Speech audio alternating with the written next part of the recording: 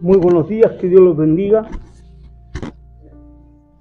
Saludo también a mi amado hermano y a la autoridad que en este momento ha podido llegar acá, gracias a Dios, y nos honra con su visita.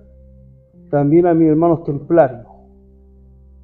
Y como dijo mi amado obispo, que hay que defender la verdad ardientemente, la que ha sido dada a los santos. Pero hay una cosa, todos se atribuyen estar en la verdad. Si yo le pregunto al testigo de Jehová, me dice que está en la verdad. Si le pregunto a un mormón, también me dice que está en la verdad. A un solo Jesús, también me dice que está en la verdad. Un anglicano, también me dice que estoy en la verdad. Un presbiteriano, igual, un luterano, la Iglesia de Dios Madre, también. Pero hoy día más que nunca hay que conocer la verdad. ¿Por qué hay que conocer la verdad? Porque la verdad me hace libre. ¿Libre de qué? Del engaño, del error. Y como dice San Juan 8:31, palabra directamente del Señor Jesucristo. Dijo entonces Jesús a los judíos que habían creído en él: si vosotros permanecéis en mi palabra, seréis verdaderamente mis discípulos, y conoceréis la verdad, y la verdad os hará libre. Si vamos a Juan 17, acompáñeme a San Juan 17, dice lo siguiente, versículo 3, y esta es la vida eterna, que te conozcan a ti, el único Dios verdadero, y a Jesucristo, a quien has enviado. Si vamos a la segunda epístola de Juan, dice, me he gozado, porque he visto a algunos de tus hijos andando en la verdad. Increíble, algunos de tus hijos. Eso no significa que no todos están en la verdad. ¿Y por qué me siento en este momento honrado de poder llevar este mensaje por la gracia de Dios? Porque también están acá nuestros hermanos templarios, los que siempre llevaron la cruz en el pecho, los que acompañaron en el peregrinaje a aquellos que iban a ver los lugares santos. Pero ¿qué sucedía con los árabes? Estaban impidiendo el paso. También estaban cobrando mucho. Pero ¿qué hace el templario? Une el espíritu del monje con el guerrero. Porque la cruz la tenía encarnada dentro de su corazón. Y el ADN del templario era la sangre de Jesucristo. Y por muchos años, hasta el día de hoy, ha llevado esa cruz. Inclusive, los que formaron esta orden, después el católico les dio la espalda. Porque hay que hablar la verdad. Tenemos Papa Clemente V, también en Francia, para quedarse con el dinero de ellos, le inventaron que eran idólatras, que eran herejes, solamente por quedarse con el dinero de ellos. Y los que trabajan en bancos, como mi amada esposa. Pero ¿quién fue el fundador de este sistema? El templario. Y el templario levantaba la espada. La espada. Pero yo quiero que hoy día usted sea un buen templario. Necesitamos urgentemente, que el templario vuelva a ser del mismo siglo XII. Y yo quiero ser su entrenador personal. en el conocimiento de la verdad. Levantaron espada que el Imperio Romano pudo hacerla callar, que la espada, la palabra de Dios. Hay que saber usarla, porque muchas sectas usan la Biblia, Reina Valera, pero le dan otra connotación, otra interpretación. Pero como el cristiano, lamentablemente, no lee, no se instruye, viene un testigo de Jehová, le abre las páginas y se lo termina llevando, como el solo Jesús, como la Iglesia de Diosa Madre, como William Marion Branham, William Soto Santiago, Espíritu Santo Madre, Adventista, Iglesia de Jesucristo de los Santos de los Últimos Días. ¿Por qué creen ustedes que nuestros hermanos de la sana ortodoxia, de la ortopraxis, de la ortopatía, por qué motivo se los llevan? Porque no están recibiendo un buen discipulado, no están recibiendo una formación de categoría, escuelas dominicales que pesan menos que una plumaví. ¿Usted cree que a la secta no lo entrenan? Claro que lo entrenan. Es la doctrina que ellos creen y también les dan a conocer nuestra doctrina. Por eso es tan fácil ellos llevarse un verdadero cristiano. El cristiano puede ser bueno para orar, que tiene una relación con el Omnipotente, y eso es bueno. Pero también hay que estudiar, hay que escudriñar la Escritura para poder ser una fusión tremenda. Necesitamos que la orden de los templarios se levante con la misma fuerza que se levantó en el siglo XII, cuando el dinero no era su meta, sino que la sangre del Cristo de la cruz del Calvario lo llevaba ahí grabado, esculpido en el corazón. Gente estudiosa, gente intelectual, gente que daba la vida por la fe, que lamentablemente los quemaron en Francia, los quisieron exterminar, pero el enemigo no pudo exterminarlo, porque quedó un remanente, maestro, quedó un remanente, y ese remanente hay que reactivarlo, hay que prepararlo. Jesucristo llamó y envió, no. Jesucristo llamó, preparó y envió. Entonces hoy día hay que prepararse, hay que formarse, hay que estudiar, no para tener un cartón, si eso es fácil, hasta los venden. No, tiene que ser una persona que tenga conocimiento. No se prepare solamente para predicar en una población marginal. ¿Cómo llega a Huachuraba? ¿Cómo llega a Las Condes? ¿Cómo llega a Providencia? Si la pregunta de ellos va a ser diferente. ¿Qué sucede si un intelectual le pregunta por las cruzadas? ¿Qué sucedería si le pregunta por las cruzadas?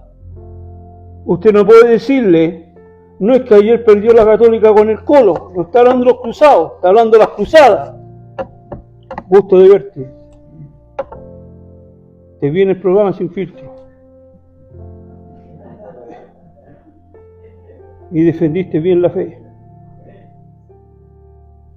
Mi programa favorito es Sin Filtro.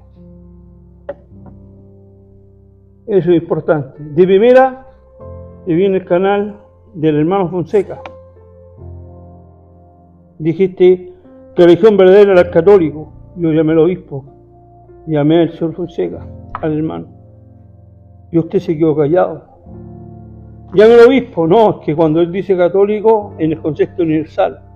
Pero en Sin Filtro me enteré que era anglicano. Claro, lo dijiste. En el otro canal no, por eso quedó la duda. ¿Ah? Dije, no estar yo ahí. No estar yo ahí en ese momento, dije yo. Y decirle que también están divididos por el cisma alejandrino, por el cisma de Occidente, donde se compraban los cargos eclesiásticos por la simonía.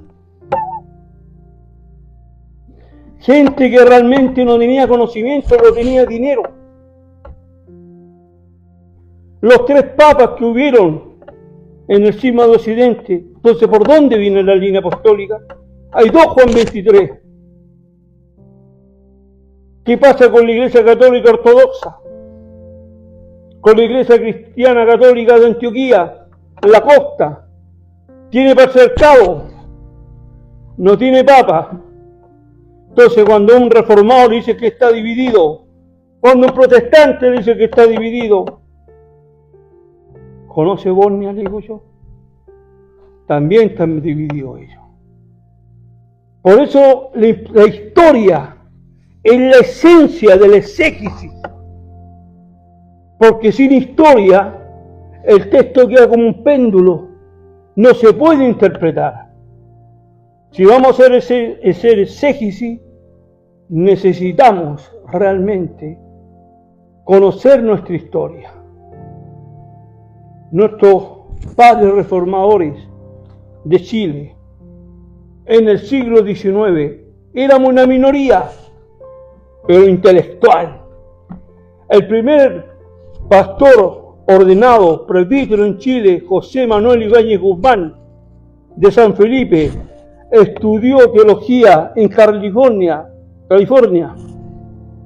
y uno de los que le tomó el examen para defender su tesis, que duró 6 horas, fueron 6, pero uno de ellos era David Trumbull. Qué importante la historia del hermano anglicano, ¿no? Por eso es importante estudiar historia, que es la madre de la interpretación. Pero nuestros hermanos templarios, por la Trinidad, pero también tengo que hablar bien del católico. ¿Y por qué? Porque la Trinidad no la hace el evangélico, el protestante que nació en el siglo XVI, a través del doctor Martín Lutero. La Trinidad es la patrística. Cuando lo enfrentamos con las herejías, sabelianismo, la corriente que tiene no solo Jesús, también el arrianismo, que es muy similar a la doctrina de Testigos de Jehová, el monofisismo, el monotelismo, el apolinarismo. Y les voy a explicar los términos teológicos. Sabelio dice que cree en el modalismo, en la teoría de la manifestación, que Jesucristo se manifiesta de 3 modos diferentes, pero en uno solo. Eso no es Trinidad. Y me ha tocado muchas veces en iglesia que enseñan la Trinidad con ejemplos de solo Jesús. ¡Qué vergüenza, hermano! ¡Qué vergüenza! Que en una iglesia cristiana se enseñe la Trinidad con ejemplo de solo Jesús. El agua, 3 estados: sólido, líquido y gaseoso. ¿Y eso es Trinidad? No. Eso es doctrina herética de los solos Jesús, que nacen en el siglo XIX, el monarquianismo modalista. Pero su raíz está en Sabelio, siglo III. Ahí está la raíz. Entonces, ¿qué es Trinidad? Es un Dios en 3 personas que comparten la misma esencia, la misma naturaleza. Su naturaleza es indivisible, comparten la misma imagen, comparten la misma gloria, la misma sustancia, pero en 3 personas. ¿Usted es politeísta? No, jamás. Le falta vocabulario, le digo al hereje. No confunda Trinidad con triteísmo roselino. Triteísmo roselino Son tres dioses. Cada uno tiene su propia naturaleza, su propia sustancia. Eso no es Trinidad, eso se llama triteísmo o roselino. Por eso el testigo de Jehová usted tiene que decirle, parece que usted no sabe la diferencia del triteísmo roselino con la Trinidad. Son tres personas, pero que se van a separar en la Trinidad económica, pero no en la Trinidad ontológica, porque la ontológica tiene que ver con el ser de Dios, con su naturaleza, con su carácter y con su atributo. ¿Estamos bien, hermano anglicano? Confirme con un amén. Entonces, se me sale G. Ávila de ese, ¿ya? Entonces, pero la Trinidad económica tiene que ver con un carácter soteriológico. Soter significa salvación, dos vocablos griegos, y logos estudio, es el estudio del plan de salvación. Y en la Trinidad económica, el Padre diseña el plan de salvación, que Jesucristo lo viene realmente a ejecutar.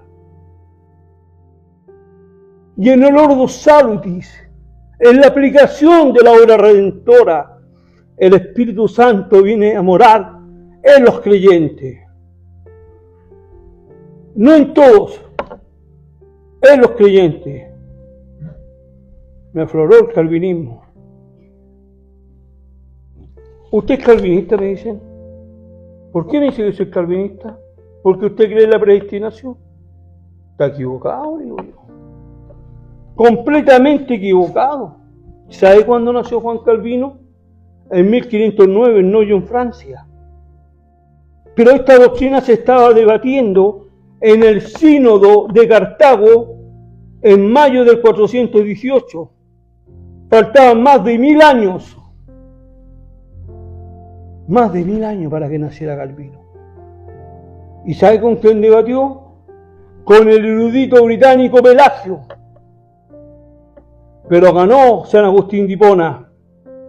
La doble predestinación. Los predestinados y los reprobados. Después debatió con el discípulo de Pelagio, Celestio. Y le ganó también. Pero ya en el siglo VI nace, escuchen bien, un agustinianismo moderado con Gregorio el Grande. Con Gregorio el Grande. Y nace otra corriente teológica, el semipelagianismo. Toma lo mejor de Agustín de Hipona, lo de Pelagio, y hace una nueva interpretación. Pero en el segundo concilio de Orán, del 529, esa doctrina realmente erradicada y declarada doctrina herética. Y después nuestro padre de la Reforma, Martín Lutero, va a debatir con el ilustrado, con la eminencia, el primero que hace una traducción al griego, Erasmo de Rotterdam. Le ganó. Y el consistorio genebrino de Suiza comete el peor error de su vida, gran maestro. El peor error de su vida. Echar al cerebro de la Reforma, al fundador de la Universidad de Ginebra de 1559, a Juan Calvino, lo destierran. Y ahí se mete el católico con Sadoleto. Si quieren ese libro, está en España. En América no se encuentra. Se mete el cardenal Sadoleto. Ya los tenía todo dado vuelta en Ginebra. El consistorio no tenía el peso académico para defender y hacer una buena apología. Tuvieron que mandar a buscar a Juan Calvino. Y Calvino defendió la sana ortodoxia. Y ese libro, o ese ensayo, recorrió toda Europa. Por eso es importante educarse en la teología histórica. ¿Qué es teología histórica? La teología histórica investiga la doctrina a través de la historia de la Iglesia, porque a veces sufrió cambios esta doctrina. Pero el católico, apostólico, romano, creía en la predestinación. ¿Hasta cuándo? Hasta el siglo IX. Y de ahí se cambió el semipelagianismo. Y uno de los grandes defensores de la predestinación fue Godescalco. Y la pregunta, ¿por qué se cambió? Si querían la predestinación. Es buena pregunta, ¿no? ¿Por qué se cambió? Porque la predestinación no entrega esto. ¿Cómo yo asusto a la gente con el purgatorio? ¿Cómo asusto a la gente con el infierno? La predestinación no me sirve ahí. ¿Puedes verificar ese dato, hermano anglicano? Puedes verificarlo, no hay problema. La IA. Es bíblico. Y cuando Pablo predicaba, los hermanos berianos confirmaban si estaba hablando conforme a la Escritura. Y dijo Pablo, son más nobles que los de Tesalónica. Y yo quiero que usted sea un noble como de Tesalónica. Es importante. No somos pelícanos. Yo vengo de la quinta región. Se traga el pescado ni siquiera. No somos pelícanos, somos Homo sapiens sapiens. Hombre pensante, pensante. ¿Qué sucede? El testigo de Jehová establece que lo primero que Jehová creó fue al arcángel Miguel, que para ellos es Jesucristo. Y cuando Jesucristo fue engendrado en el vientre de María, salió Jesucristo hombre, no la unión hipostática. No la unión hipostática. Y Jesucristo fue creado mortal, no inmortal. ¿Cuándo se le dio la inmortalidad? Cuando resucitó. Al tercer día Jehová Dios le dio la inmortalidad, juntamente con la gracia especial, los 144.000, los ungidos que ellos tienen. Cuando un cristiano verdadero predica a Jesucristo que es Dios, se hace testigo de Jehová, después dice que el obrero maestro, que Jesucristo es creado, que el único que recibe adoración es el Padre. ¿Se da cuenta el peligro? ¿Y usted me puede demostrar que Jesucristo es Dios? Por supuesto. Con la fuente primaria, que es la Sagrada Escritura. Y la Sagrada Escritura dice lo siguiente. Juan 1:1. En el principio era el Verbo, y el Verbo estaba con Dios, y el Verbo era Dios. Pero ¿sabe lo que hace el testigo de Jehová? Mi amado obispo, pasa a llevar la letra uncial. ¿Qué es la letra uncial? Que todo el texto se escribió en mayúscula. Y ellos ponen a Dios con mayúscula en Juan 1:1, en la traducción Nuevo Mundo, y en ese mismo versículo con D minúscula. Y entonces uno pregunta, ¿por qué es que con D minúscula? No es que es el inferior al Padre.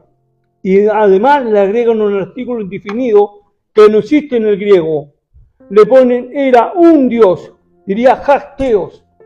Entonces, primero pasan allá la letra uncial, y además de eso, hacen una interpolación, le agregan algo al texto que el texto no tiene. ¿Le gustaría saber cómo interpreta solo Jesús? William Marron Branham, William Soson Santiago, la Iglesia de Diosa Madre. Levanten la mano a los que les gustaría saber eso.